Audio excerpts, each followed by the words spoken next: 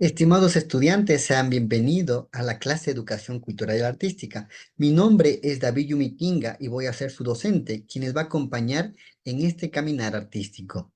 La idea de esta institución es que ustedes aprendan de manera práctica las diversas técnicas que presenta el arte. Sean bienvenidos a la unidad educativa John Wycliffe. Nos complace poder compartir con ustedes un granito de arena a su conocimiento.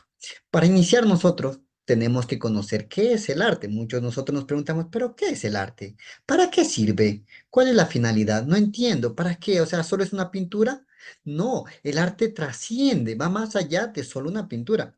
Nosotros ya más despuesito vamos a ver un poquito sobre qué es el arte y entender poco a poco cómo el arte ha ido dando un mensaje con el pasar del tiempo. Pues es muy importante que nosotros aprendamos a conocer qué es el arte. Muchos de nosotros no sabemos para qué sirve el arte o cuál es su finalidad. Listo. Primero, se denomina arte a un conjunto de actividades humanas y de índole creativa. Para entender el arte, es aquella que nos permite expresar lo que tenemos en nuestra mente, que fue provocada por nuestras emociones. Muchos de nosotros hemos querido decir algo, transmitir un mensaje, pero no sabemos cómo. Entonces, el arte nos va a permitir dar ese mensaje que nosotros necesitamos para poder conocer un poquito más nuestras emociones y para que la gente pueda compartir nuestras emociones. También el arte es una expresión creativa que comunica emociones y conceptos a través de diversos medios visuales, auditivos o táctiles, porque el arte no es solo pintar, también tiene diversas técnicas y diversos estilos. Es muy importante las formas de arte. Primera forma de arte, la pintura. Como ustedes saben, la pintura nace desde la prehistoria, desde la antigüedad, hace muchos, muchos millones de años, empieza a crear el arte. ¿Cómo se crea el arte? Pues cuando el ser humano empieza a dejar sus marcas de las manos, a dibujar los animales de la cacería que tenían, entre otras cosas que el hombre empezaba a dejar en las cavernas, en las cuevas, como una esencia de que ellos estuvieron ahí. También está la escultura, la arquitectura, la música, la danza, el cine. Y también está a punto de entrar la fotografía. Estas son algunas de las formas que el arte se ha creado para poderse expresar a sí misma.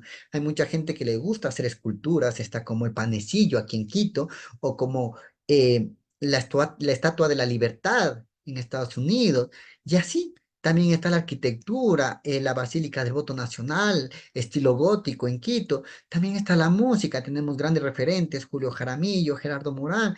Está la danza, el Juyayay, que bailamos en pregones, el San Juanito, el zapateo, la literatura. Tenemos varios artistas que dan este mensaje. El cine también, que Ecuador ha empezado a crear sus pequeñas eh, películas para poder expresar el arte que tiene.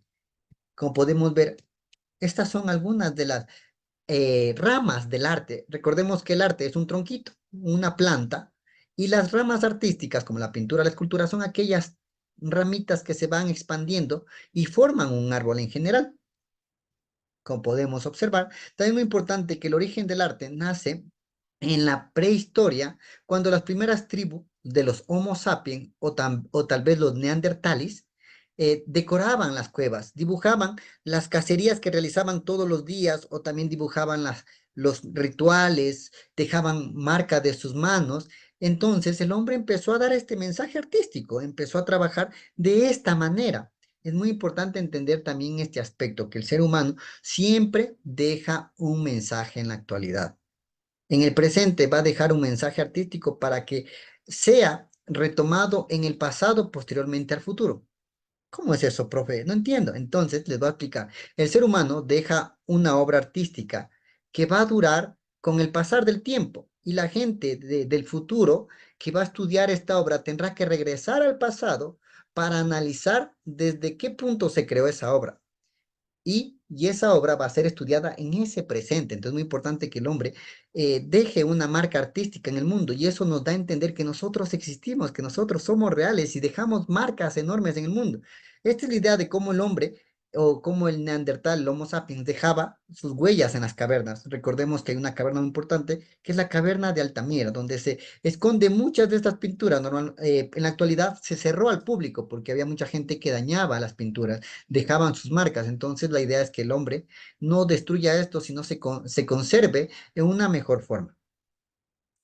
La importancia del arte, muchos de nosotros no saben ni para qué sirve el arte. Entonces, el arte es una de las manifestaciones más importantes y duraderas de los humanos. Gracias al arte podemos reflexionar sobre nuestra propia condición, cómo nosotros vivimos en ese tiempo, cómo nosotros concebíamos, cómo nosotros pensábamos que era la realidad en ese tiempo. Recordemos que también en la antigüedad el hombre pensaba que los colores tenían que ser dibujados como se ven, como se pueden observar, y, y discriminaban a las personas que eran daltónicas, porque en ese tiempo no se sabía sobre el daltonismo, ¿no? Entonces el ser humano veía que una persona era daltónica, pero no conocían que era daltónica y pintaba de distintos colores, era juzgado. Entonces el arte empezó a evolucionar poco a poco y entonces nos da ese poder de reflexión, ¿no? Saber que la propia condición de nosotros puede dar un gran mensaje y podemos comunicar algo, ¿no? Recuerden que el arte se ha ido contra la política, cultural, social, religioso, entre muchos estilos, el arte siempre va a dar un mensaje.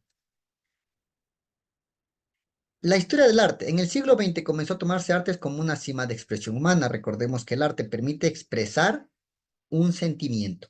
En el siglo XIX surgió el concepto de bellas artes, la gran diversificación y liberalismo de las artes del siglo XIX.